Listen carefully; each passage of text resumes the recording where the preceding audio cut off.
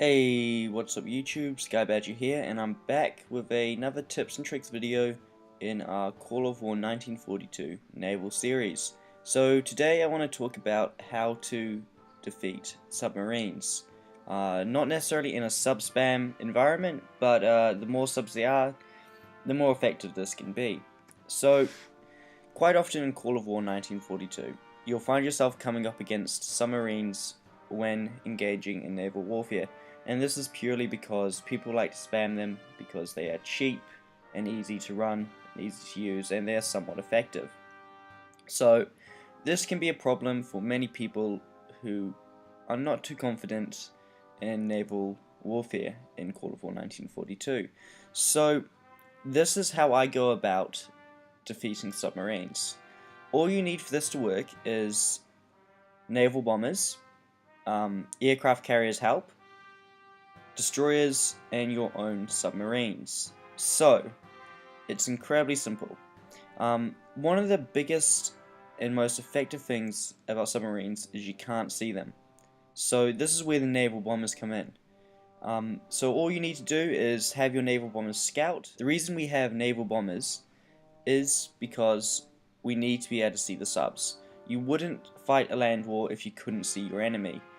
You wouldn't play a game of Call of War 1942 with armies turned off in the settings that, just want to work. You want to be able to coordinate your own troops and fight enemy troops. So you need to be able to see the submarines to defeat them. So, scout with your naval bombers, launch them from carriers if necessary. Obviously, if you're fighting in the Pacific, you'll need to launch them from carriers.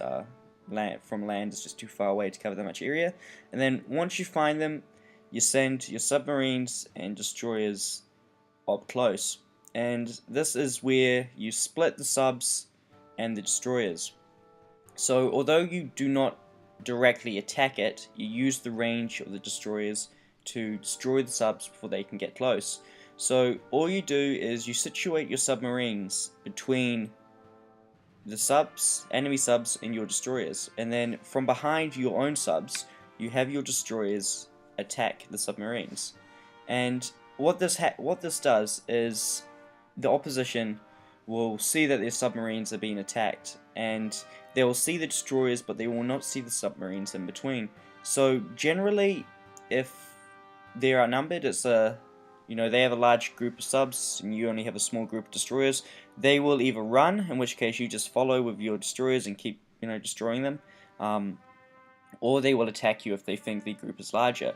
So if they move forwards to attack your destroyers, your submarines are in the way, and submarines, if you've ever looked at the stats, are pretty bad at fighting other submarines. So they will get stuck in an incredibly long battle, while your destroyers, which are a lot more effective, can just rain down and destroy them. And you really just have to repeat this method over and over again with fighting subs. Now also with your naval bombers, definitely use them to keep scouting out, keep looking for more submarines, and make sure your aircraft carriers, your cruisers, your battleships, and your destroyers in battle all stay safe and they're not being flanked. Now I personally use groups of 9 destroyers and 9 submarines for this, and multiple of those groups. So that's personally what I find most effective, and this is an incredibly effective way to deal with subs. But the naval bombers are the most important part of this strategy. If you don't know where your enemy is, you cannot fight them. Thanks for watching.